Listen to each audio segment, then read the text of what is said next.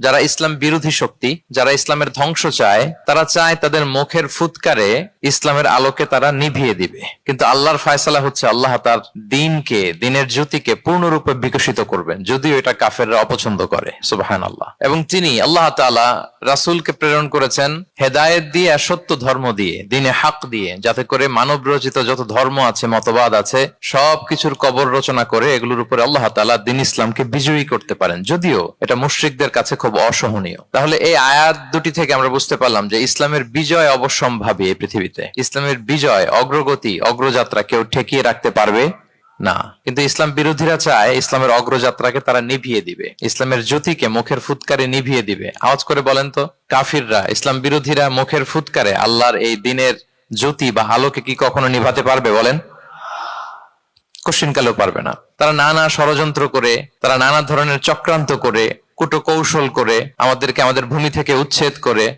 আমাদের ভূখণ্ডে বোমা নিক্ষেপ করে, নানা ধরনের ষড়যন্ত্রের ছক এঁকে আমাদের নওজওয়ানদেরকে শহীদ করে, গ্লোবাল সমুদ ফ্লোটিলার মতো নৌবহরকে আটকে দিয়ে ওরা ভাবে যে ওরা ইসলামের বিজয়কে ঠেকায় ফেলবে। আসলে কি পারবে? না। আল্লাহ বলেন, আমি ইসলামের জ্যোতিকে পূর্ণরূপে বিকশিত করবো। আল্লাহু আকবার।